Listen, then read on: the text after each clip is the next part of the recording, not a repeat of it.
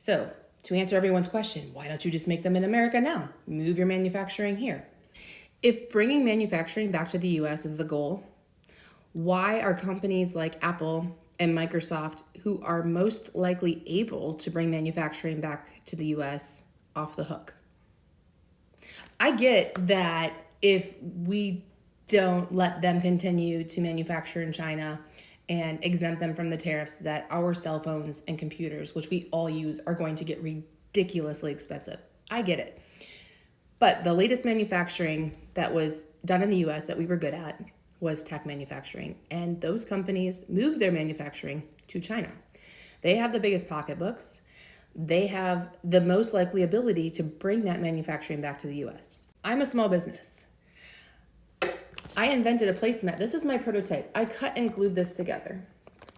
I made a product that stops babies from dropping and throwing their toys. It's a placemat. This is the real one. Suction cups on the bottom. Comes with little toy straps that allow you to attach toys so babies can't drop them and throw them on the ground. When my son was born, I had no idea how to turn it into a real thing. I was just a mom. I had a corporate job. I made one for a friend and she forgot it one night and she's like, oh my God, it was the worst not having it. I didn't realize how useful it was until I didn't have it. You need to make that for real.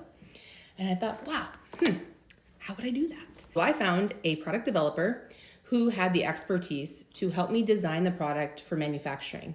And that American product developer also had a team in China to help me start manufacturing. The reason I could not start my manufacturing in the US is because I am a small business. I cannot afford to make 20,000 units. The reason US manufacturers require such high production runs is because they have to import the raw material.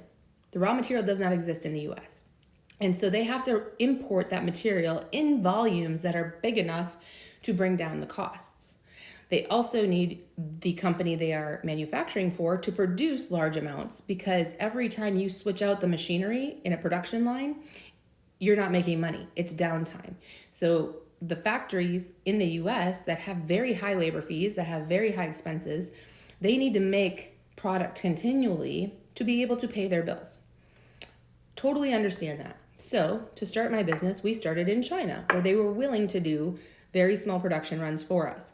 Because when I invented this and I invested my own money into starting this company, I didn't know if people were actually going to buy it. I didn't know if it was actually, I thought it was a good idea, but I didn't know if other parents would want to buy it.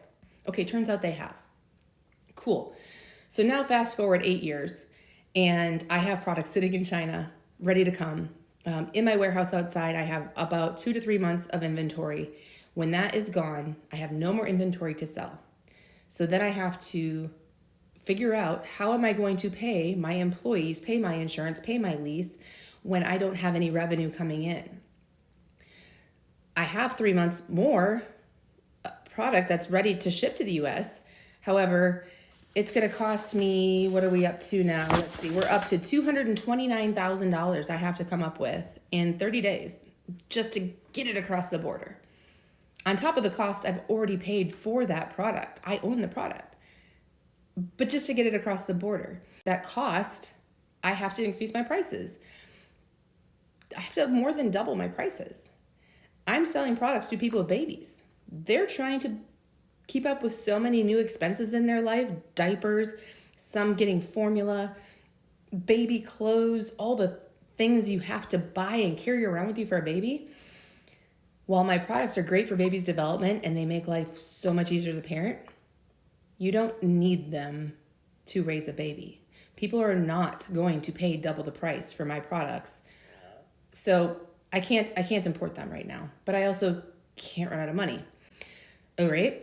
If I found a factory today that was willing to do this, that had the right equipment, that had the right raw material, who had time, because these factories are already booked. The factories in the US are working hard. They're not just sitting around waiting for new companies to come in.